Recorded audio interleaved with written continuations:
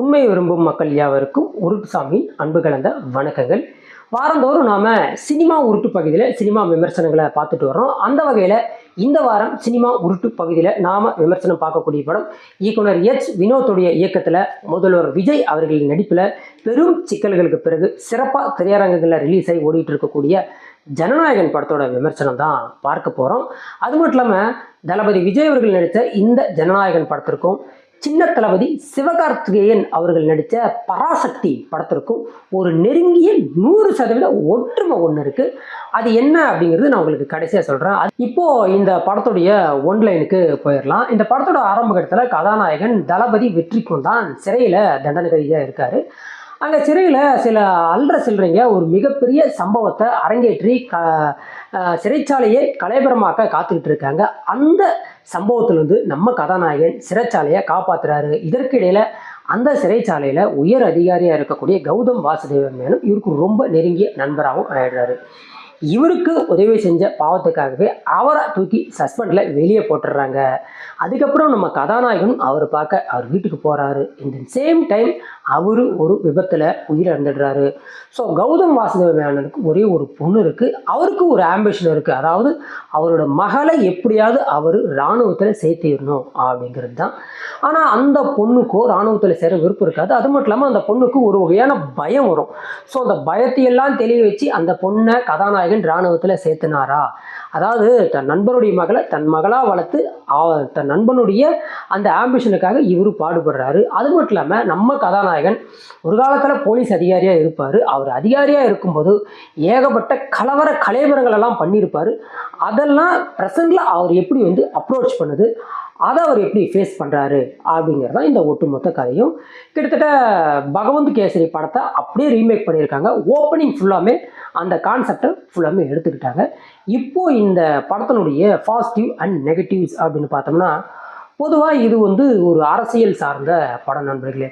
இந்த படம் எந்த பர்பஸுக்காக எடுக்கப்பட்டதோ அந்த பர்பஸுக்கு உண்டான டைமில் அது ரிலீஸ் ஆகாமல் இப்போ ரிலீஸ் ஆகிருக்கு. அது மட்டும் இல்லாமல் இந்த படத்தை பொறுத்த மட்டும் ஒரு படத்தில் சம்பவம் இருக்கலாம், ஆனால் படம் முழுக்க சம்பவமாகவே இருக்கிறதுனால நமக்கு கொஞ்சம் சலுப்பு தட்டிடுது. ஏன்னா இந்த படம் சம்பவம் ஓவர் டோஸ் மூமெண்ட்ஸ் படத்தில் நிறைய இருக்குது.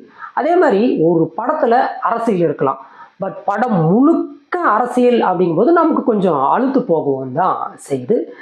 இந்த சேம் டைம் இந்த படத்தில் ஃபஸ்ட் ஸ்டெப் வரைக்கும் கூட அப்படியே அமர நிதானமாக நிம்மதியாக நம்மளால் இந்த படத்தை கடந்துட முடியுது.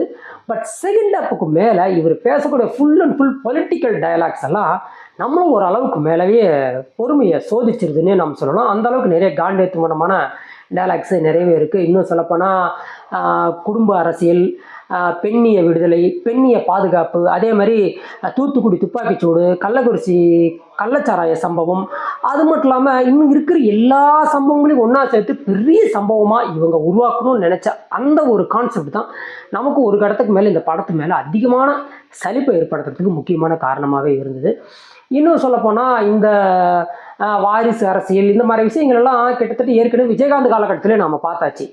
இவங்க என்ன பண்ணாங்கன்னா அதே அந்து போன ரீலை திரும்ப ஒட்ட வச்சு ஓட்டி நம்ம உசுறு எடுத்துட்டாங்க அப்படின்னு நம்ம சொல்லி ஆகணும். ஏன்னா அந்த அளவுக்கு தான் படத்தில் நிறைய விஷயங்கள் இருந்தது.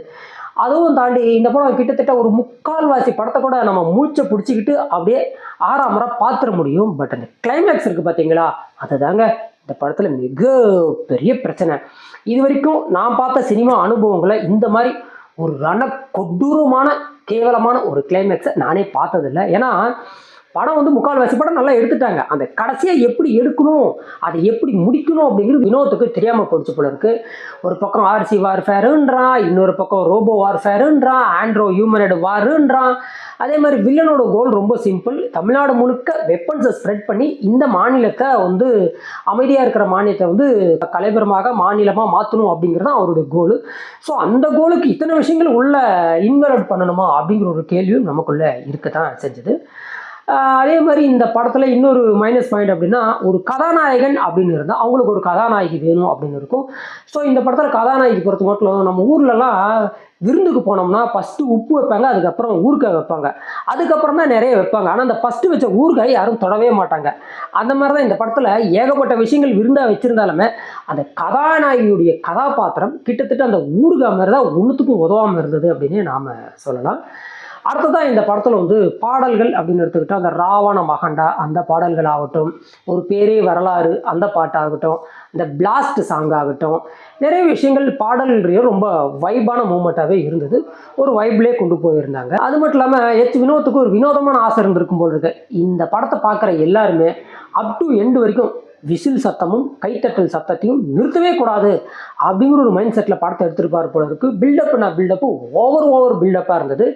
ஏன்னா பாலையா வந்து இந்த படத்தை தெலுங்கில் நடிக்கும்போது அவர் கூட அந்த அளவுக்கு பில்டப் பண்ணியிருக்குமாரு. இந்த படத்தில் அவ்வளோ பில்டப்பு. அதுவும் பிரகாஷ்ராஜ் கூட பேசக்கூடிய இவரோட பொலிட்டிக்கல் டைலாக்லாம் அருந்து போன பழைய வசனங்கள் தான், புதுசாக எதுவும் கிடையாது.